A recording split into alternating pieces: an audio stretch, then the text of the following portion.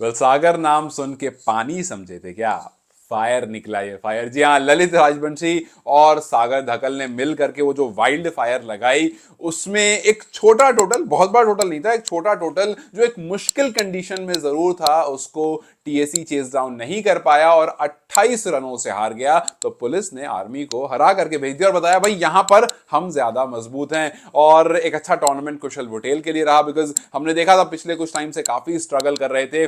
और अच्छी बात यह रही कि आपकी परफॉर्मेंस आई, आपकी टीम की परफॉर्मेंस आई और इवेंचुअली आप विनिंग साइड पर खत्म हुए। वैसा नहीं हुआ जैसा पिछले टूर्नामेंट में रोहित पौडेल के साथ हुआ था, because he was scoring run but उनकी टीम परफॉर्म नहीं कर रही थी, वो प्लेऑफ में नहीं आ पाए, आगे टीम नहीं जा पाई और सबने बोला कि यार बुरा लगा उनके लिए, बिकॉज ही डिड एवरीथिंग लेकिन उनकी टीम आगे नहीं जा पाई। बट अच्छा हुआ कुशल पटेल ने रन्स भी करे, विकेट्स तो वो ले ही रहे थे बट रन्स जब उनके आने शुरू हुए तब वो खुद भी थोड़ा कॉन्फिडेंट दिखे, टीम भी कॉन्फिडेंट दिखी। हालांकि आज उनकी जरूरत नहीं पड़ी, हमने इस बारे में बात की थी कि सागर और कुशल देखते हैं किस तरह से करेंगे, बिकॉज पिछली इनिंग में अच्छा किया था लेकिन यहां पर उनकी जरूरत नहीं पड़ी। यहां पर बड़ा सिंपल सा हिसाब रहा, दो बॉलर्स पकड़ लिए और उन दोनों से लगातार गेंदबाजी कराती रही और उनके ऊपर कुछ भी नहीं कर पाए ये आर्मी वाले। No offence.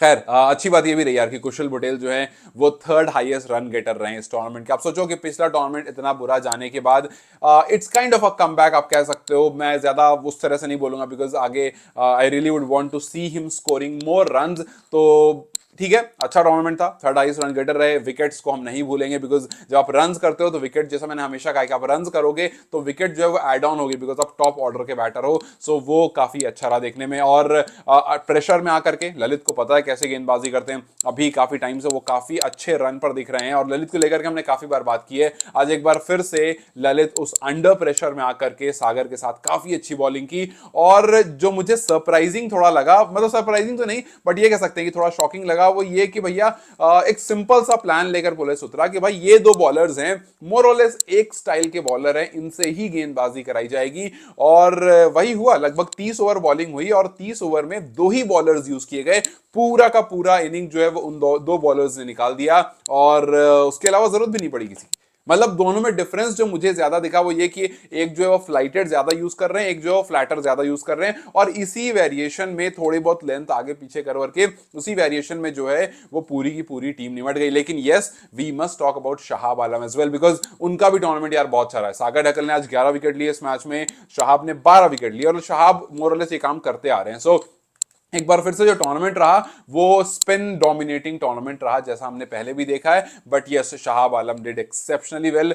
गलत साइड पर उनका मैच जरूर खत्म हुआ, वो लूजिंग साइड पर जरूर रहे, लेकिन एवरीवन विल रिमेंबर जिस तरह से उन्होंने बॉलिंग की और आगे आने वाले टाइम में definitely we will talk about him as well.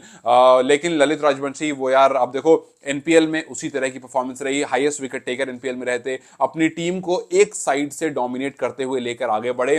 बीच में थोड़ा सा शेक जरूर आया बट इवेंचुअली उस टीम को लेकर के आगे बढ़े और फिर जीत करके निकले। सो अच्छा एनपीएल गया, टूर्नामेंट जीते, ट्रॉफी लिफ्ट की, फिर उसके बाद आगे बढ़े, जय ट्रॉफी में आए, यहां पर किया, फाइनल्स में आए, फाइनल्स में अच्छी परफॉर्मेंस दी और फिर एक बार फिर से अपनी टीम को ट्रॉफी लिफ्ट करने में हेल्प किया। सो बहुत सारे बॉलर्स हैं लेकिन ललित जो हैं वो हर बार कहीं ना कहीं बाहर आते हैं, निकल कर आते हैं और फिर उनके बारे में बात होती है और होनी भी चाहिए। जिस तरह से आप बॉलिंग कर रहे हो, जिस तरह से आप over the period of time लगातार परफॉर्म करके दे रहे हो, जाहिर सी बात अगर आपको इग्नोर किया जाए, मतलब मुझे पता है यहां पर कोई दूसरा खिलाड़ी होता जो ऑलरेडी नेशनल टीम में और अच्छा परफॉर्म कर रहा है तो उसके बारे में थोड़ी ज्यादा बात होती, लेकिन ललित जिस तरह से बैक टू बैक परफॉर्मेंस दे रहे हैं डेफिनेटली उनका अब आगे टीम में जो वैल्यू होगी ना वो काफी ज्यादा बढ़ गई होगी।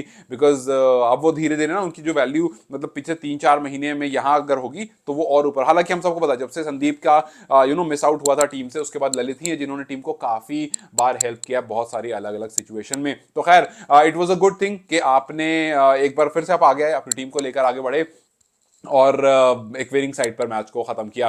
बट ये अच्छा लगा मुझे देख करके कि आपने जो प्लान्स बनाए थे उसको बड़े इत्मीनान से लेकर के आगे बढ़े और फिर उसको सॉर्ट कर दिया। ऐसे अगर आप सुबह का दिन देखोगे, हम सबको पता था 132 पर 3 विकेट थे, हम सबको पता था कि भाई बहुत ज्यादा रन, सॉरी 9 विकेट थे, हम सबको पता कि बहुत ज्यादा रन नहीं आएंगे। सो 132 फॉर 9 के बाद 7 रन और ऐड होते हैं, 139 पर आप ऑल आउट हो जाते हो, लेकिन वो 100 का मार्क जो है वो क्रॉस कर देते हो। 102 के आसपास आप जब रन बनाए तो एक होता है ना 90s में एक होता है आप 100 क्रॉस करते हो, तो वो थोड़ा सा आपके अंदर कॉन्फिडेंस डाल देता है कि चलो यार कर सकते हैं। उसके बाद आप प्लानिंग के साथ आए, उसको आपने एग्जीक्यूट करा, आपने बोला हम किसी और के पास जाएंगे ही नहीं। और मानो आर्मी जो है वो काफी, मतलब त्रिभुवन आर्मी क्लब, आर्मी वार्मी बोलूंगा तो आप आर्मी की तरफ मत चले जाना। तो ऐसा लगा कि वो कुछ ज्यादा मतलब सोच कर नहीं आए थे, अपने प्लान से सॉर्टेड नहीं लगे। बिकॉज आप देखोगे रन कहीं से नहीं आए, थोड़े बहुत इमरान ने शुरू में रन किए, बट वो भी 28 रन थे, आप क्या ही उसके बारे में बात करोगे। बट उसके बाद भी अगर आप देखोगे, बशीर थोड़ी देर खड़े रहे, बट क्या देख रहे थे, ज्यादा से ज्यादा बॉल ब्लॉक हो रही थी। और उसके बाद अगर आपको विनोद भंडारी का डिसमिसल याद होगा, तो वहां भी यही हुआ, बॉल ब्लॉक ब्लॉक ब्लॉक और खट से मारने की कोशिश करी, क्लीन बोल्ड हो गया। इनफैक्ट आप बशीर वाले में देखोगे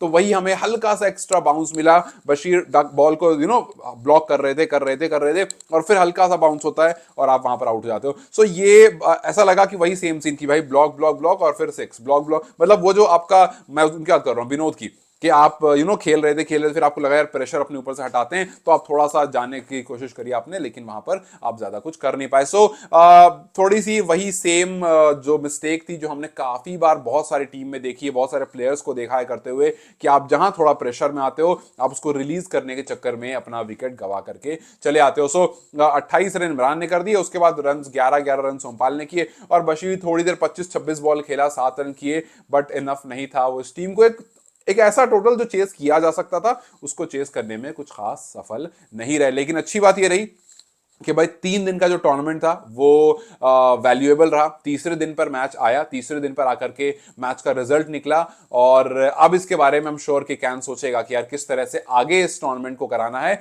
और क्या पर्टिकुलर कैलेंडर टाइम रहेगा जो इस टूर्नामेंट को और बेहतर करा सकते हैं। आप हर बार फॉगी कंडीशन में, हर बार ओवरकास्ट कंडीशन में ना होकर के क्या और पॉसिबिलिटीज है कि आप इसको करा सकते हैं, ताकि और ज्यादा बेहतर निकले। और स्पिनर्स तो खैर कमाल करिए, मैं सोच रहा हूं अगर ड्राई सीजन में हुआ तो स्पिनर तो और खतरा कर देंगे।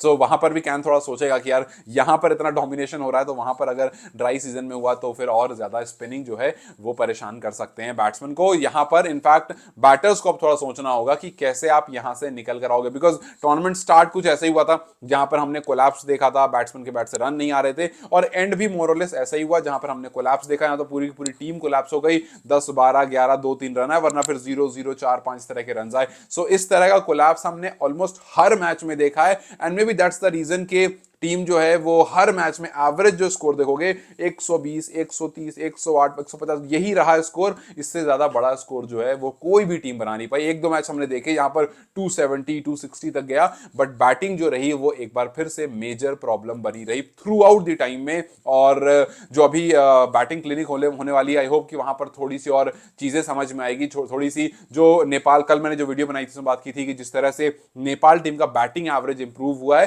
थोड़ा बहुत ही सही, बट जो बैटिंग एवरेज इंप्रूव हुआ है उसको और आगे कैसे इंप्रूव किया जा सकता है, जो भी नेक्स्ट कोच आएगा वो इस पर थोड़ा सा ध्यान दे। हालांकि कौन आएगा, कब आएगा, क्या आएगा, फिलहाल कोई अपडेट नहीं है, but yes we will be waiting for that as well. So एक अच्छा टूर्नामेंट कह सकते हैं, बट आई थिंक एनपीएल को जिस रीजन से डाला गया था वो ज्यादा सक्सेसफुल रहा compare to this particular tournament. वो बस मैं अलग अलग स्केल पर मेजर कर रहा हूं, क्योंकि मुझे लगता है यहां पर बैटर्स काफी स्ट्रगल करते हुए दिखे, और अब ऑलमोस्ट हर मैच में हमने कोलैप्स देखा। कोई ऐसा मैच नहीं रहा हो जिसमें आप ये नहीं कहोगे कि भाई कोलैप्स आया। हर मैच में 2 विकेट के बाद धड़ो से 7 विकेट पहुंच जाती थी और पता भी नहीं चलता था। सो यस आई थिंक कि बैटर्स को बहुत ज्यादा काम करने की जरूरत है, and maybe that's the reason कि ओडीआई फॉर्मेट में बैटिंग सबसे ज्यादा स्ट्रगल करती है नेपाल की तरफ से, बिकॉज ये एक बेस है जो काफी ज्यादा जिस पर काम करने की इस टाइम पर जरूरत है। बट चलो देखते हैं, एक टूर्नामेंट और खत्म हुआ, अब आगे क्या है, आगे आप लोग कौन से टूर्नामेंट के लिए एक्साइटेड हो, what are you exactly waiting for, मुझे जरूर बताना। और कुशल बुडेल की फॉर्म वापस आई है, सो विल होप कि ये तब तक कंटिन्यू रहे जब तक नेशनल मैचेस हो, और फिर वहां भी कुछ अच्छे रन आए, ताकि एटलीस्ट अभी टीम में तो है ये, हम जो बात कर रहे थे ना कि कुशल टीम में नहीं है, बट इस रन के बाद एटलीस्ट टीम में तो उनको जगह मिलेगी, बिकॉज अच्छे रन कर रहे हैं, विकेट्स भी लिए, सो एक कंप्लीट परफॉर्मेंस आई है। इसके बाद टीम में तो वो रहेंगे, लेकिन वहां परफॉर्मेंस कैसी आएगी, कहां पर आएगी, इसका हमें इंतजार रहेगा। बट यस, जाते आते ये मुझे जरूर बताना कि आगे कौन सा टूर्नामेंट है जिसके लिए आप लोग एक्साइटेड हो, आप लोग वेट कर रहे हो, so that we can look into it as well. Till then you guys take care, I will see you very soon, bye.